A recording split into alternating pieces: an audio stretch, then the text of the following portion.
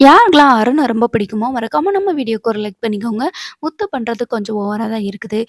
சீதாவோட மனச வந்து முத்து புரிஞ்சுக்கவே இல்ல. நம்மளா வாழப்போறோம், அவ தானே வாழப்போறா.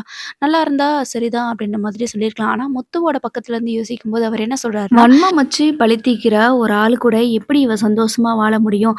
ஏதாவது ஒண்ணு சீதா பண்ணிட்டா அப்படின்னா, அத அவன் வந்து நெனச்சுட்டே இருந்து பழி வாங்கிட்டே இருப்பான்.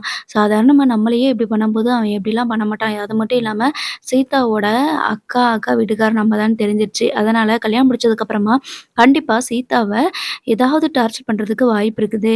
அதனால சீதா மனச மாத்திக்கிட்டது மாதிரி நீங்களும் மனச மாத்திக்கோங்க அப்படின்ற மாதிரி மீனாவ நம்ம முத்து வந்து திட்டிட்டு போயிடுறாங்க. இப்போ நம்ம முத்துக்கிட்ட வந்து மீனா என்ன சொன்னாங்க அப்படின்னா, எங்க அம்மாவும் நானும் எப்படியாவது சீதாவுக்கு கல்யாணம் பண்ணி வச்சுட்டோம் அப்படின்னா, நீங்க என்ன பண்ணுவீங்க? அப்படின்ற மாதிரி கேட்காம கேட்குறாங்க. என்னை மீறி நீங்க ஏதாவது ஒண்ணு பண்ணிட்டீங்க அப்படின்னா, அதுக்கப்புறம் என்னோட சுயரூபத்த பார்ப்பீங்க அப்படின்ற மாரி சொல்றாங்க.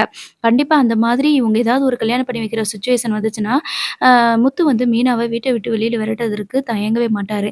இப்பதான் ஏற்கனவே நம்ம ப்ரோமோலலாம் பார்த்துருப்போம். விஜய் அவ தலைமையில தூக்கி வச்சு ஆடுற மாதிரி, ரொம்ப உயர்வா பேசுற மாதிரி, முத்து பேசுற மாதிரி ப்ரோமோல போட்டிருந்தாங்க.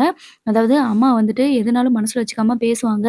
ஆனா, என்னைய வந்து கூடவே இருந்துட்டு லைஃப் லாங் கூட வரப்போற பொண்டாட்டி வந்து, என்னோட குடும்பம் தான் முக்கியம் அப்படின்னு சொல்லிட்டு, என்னைய கூட மதிக்காம சில காரியங்கள்லாம் பண்ணிட்டுருக்கா அப்படின்ற மாதிரி புலம்புறாரு.